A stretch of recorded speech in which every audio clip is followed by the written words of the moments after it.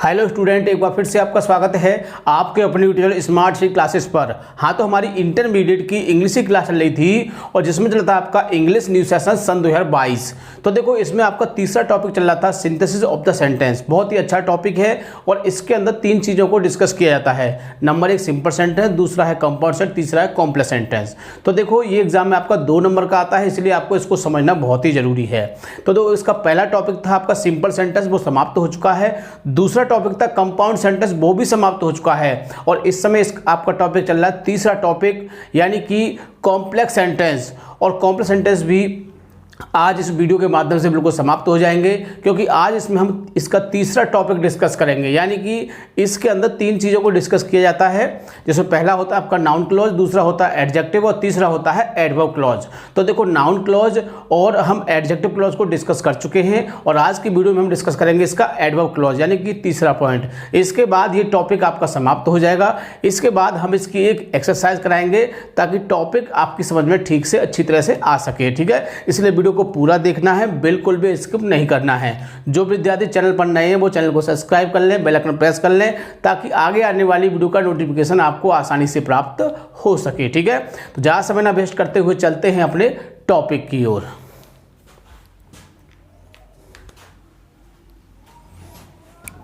Class 12th English, यानी कि 12th class की इंग्लिश की क्लास चल रही थी और इसमें चल रहा था इंग्लिश न्यू सेशन सन 2022। क्या चल रहा था?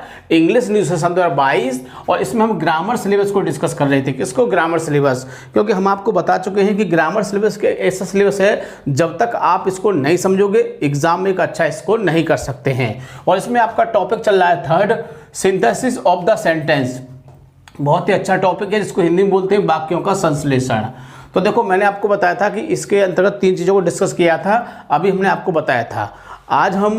आज की वीडियो में डिस्कस कर रहे हैं हम आपका कॉम्प्लेक्स सेंटेंस, यानी कि इसका लास्ट टॉपिक है। और मैं आपको ये भी बता चुका हूँ कि एग्जाम में किस तरह से आता है। यानी कि एग्जाम में जो आता है एक सिंपल सेंटेंस करने के लिए आता है और आपका कंपाउंड और कॉम्प्लेक्स में से एक सेंटेंस आता है, बट दोनों में से हमको एक का ही जवाब देना होता है। इसलिए आपको जो टॉपिक है बहुत ही बढ़िया तरह से इसको समझना है। तो मैंने आपको बताया था कि आज की वीडियो में हम इसका तीसरा टॉपिक डिस्कस करेंगे, एडवर्ब क्लॉज द्वारा कॉम्प्लेक्स सेंटेंस बनाना। तो निम्न शब्दों के द्वारा बनता है, यानी कि जो कॉम्प्लेक्स सेंटेंस बनता है वो इन शब्दों के द्वारा बनता है। किसका? एडवर्ब क्लॉज का। इसी तरह से इसके नाउन क्लॉज के शब्द थे और एडजेक्टिव क्लॉज के भी, और अब है इसके एडवर्ब क्लॉज के। तो देखो, टोटल वर्ड हमने आपके सामने लिख दिए हैं। इन वर्डों को आपको अच्छी तरह से याद करना है।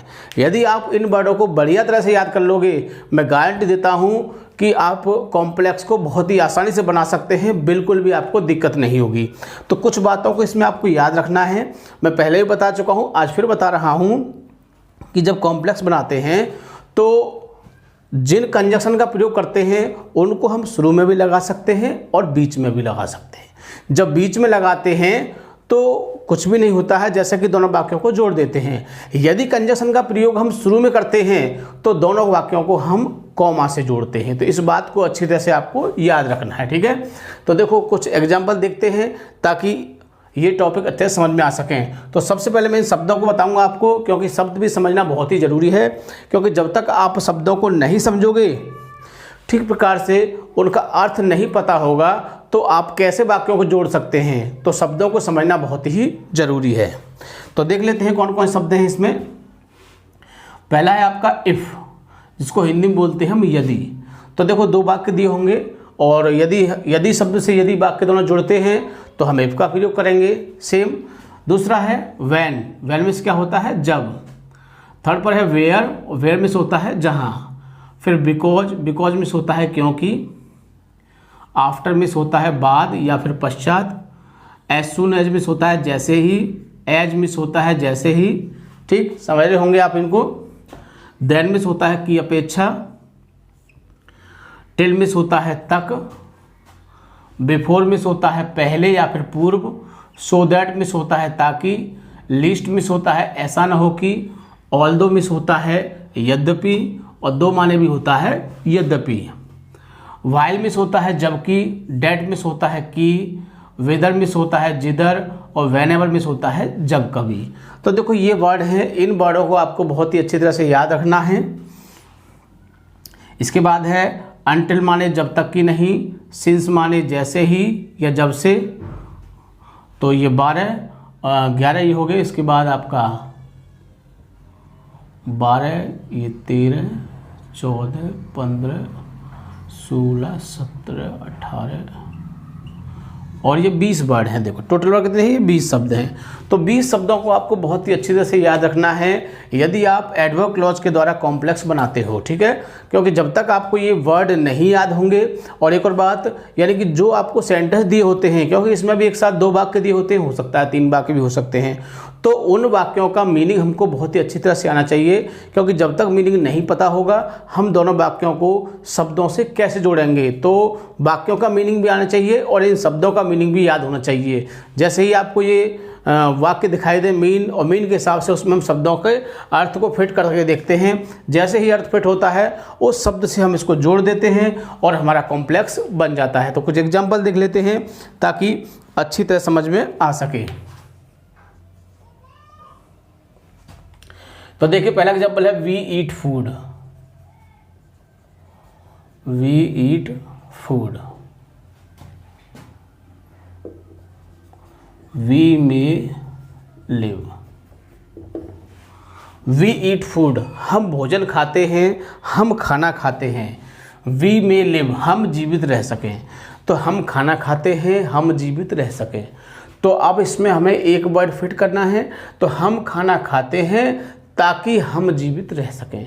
तो हमने क्या वर्ड बोला, ताकि। अब देखते हैं ताकि शब्द इसमें है हमारा, ये रहा ताकि शब्द। और ताकि के लिए क्या लगाते हैं, सो डैट। तो इसको हम सो डैट से जोड़ देंगे, यानी we eat food so that we may live. बहुत ही आसानी से बन जाएगा यदि आपने इन वर्डों के मीन को आसानी से याद कर लिया अच्छी तरह से। दूसरा वाक्य देख लेते हैं। मोहन पास्ड। दूसरा है he worked hard. Mohan passed, Mohan pass हो गया। ही वर्कड हार्ड, उसने कठिन परिश्रम किया। कॉम्प्लेक्स बनाना है हमें इसका। तो मोहन पास हो गया क्योंकि उसने कठिन परिश्रम किया। क्योंकि उसने कठिन परिश्रम किया, तो हमने क्योंकि शब्द से जोड़ा। और क्योंकि के लिए हम क्या लगाते हैं कॉम्प्लेक्स में, बिकॉज लगाते हैं। तो बना देते हैं इसको, Mohan passed because he worked hard. ठीक, बहुत ही आसानी से। तीसरा वाक्य देख लेते हैं। You will not succeed.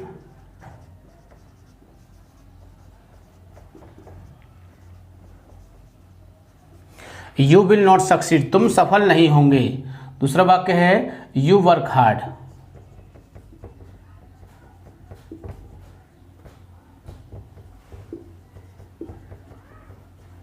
You work hard, यानी तुम जब तक कठिन परिश्रम नहीं करोगे।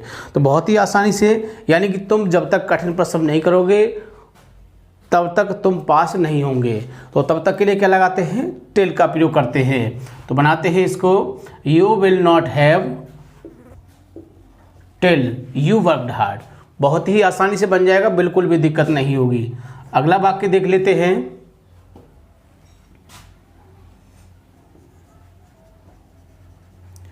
रमेश फेल्ड। रमेश फेल हो गया। He did not work. Ramesh failed, Ramesh fail हो गया। ही डिड नॉट वर्क, क्योंकि उसने वर्क नहीं किया, उसने कार्य नहीं किया। तो बहुत ही अच्छी तरह से, तो हमने क्योंकि से जोड़ा। तो बना देंगे इसको, रमेश फेल्ड बिकॉज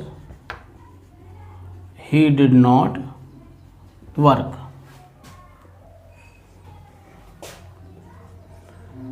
अगला वाक्य देखते हैं।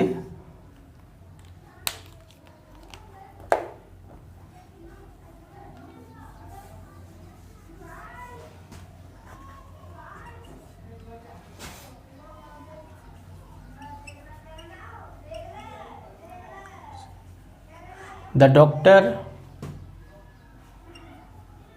came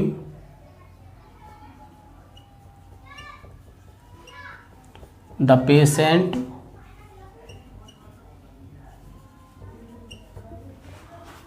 had died।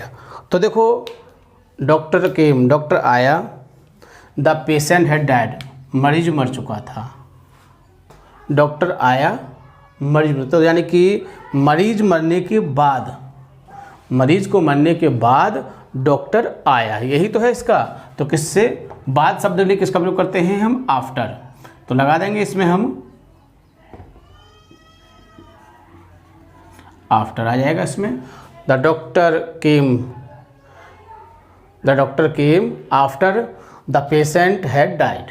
ठीक, बहुत ही आसानी से कर सकते हैं। अगला देख लेते हैं वाक्य।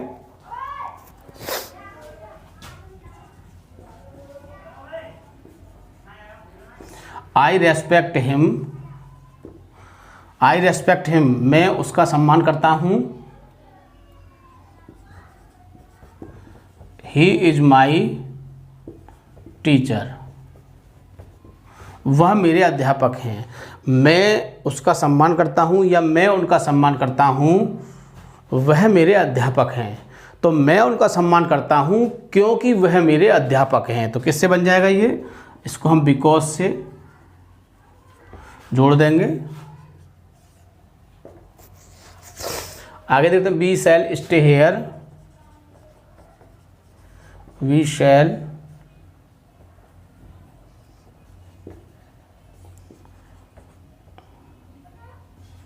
Stay here, we shall stay hair,